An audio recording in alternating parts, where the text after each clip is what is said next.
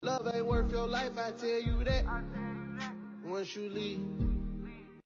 You guys been asking me for story time. I'm here with my wife. She speaks better English than I do. She will tell you guys the story. Okay, so the story about his sister that died and was rose up again. That's very common in Haitian culture. So what happened was his sister got into an altercation with a woman in the neighborhood. I guess in English it would be like a witch. These people practice black magic, but they don't let it be known like that. So she got into an altercation with the woman, and she disrespected her, fussed her out. One thing about Haitians, they do not like how they don't like when younger people disrespect adults. They take that very seriously. And so I guess she fussed out the woman.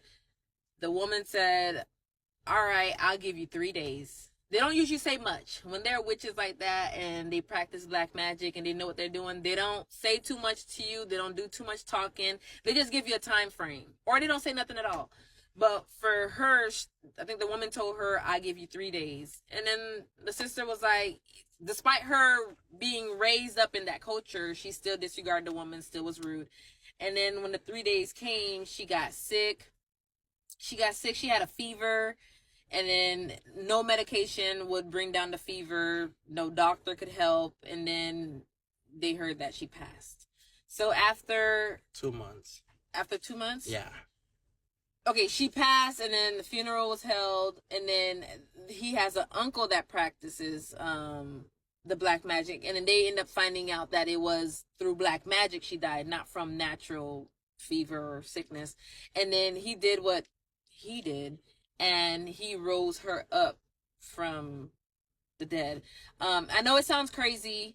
The reason why I believe it, I've been hearing these stories since I was a kid too, because my parents are from Haiti as well. But someone who does not have a Haitian or African background or Caribbean background, it seems crazy. It seems like a story, and a lot of people don't like to believe it, but there's so many stories about this stuff, like, but they're not stories. They're reality that happens back on that island.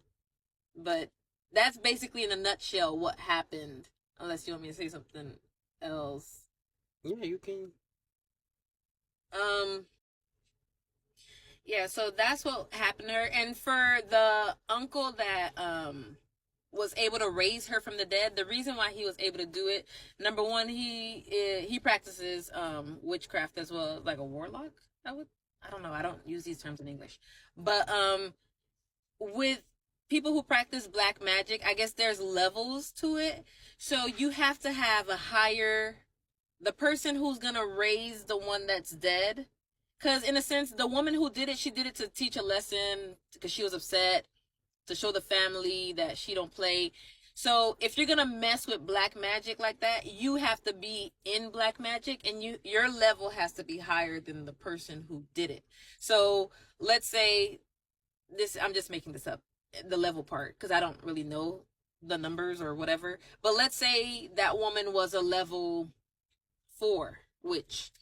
A level 1, 2, or 3 wouldn't be able to do it, and if they do, she can overpower them and target their family. So it would have to be a level 5, level 6, someone who has a higher level than she. So in a sense, it creates a sense of fear for the woman, because she knows, okay, if he was able to do that, he has a higher level than me.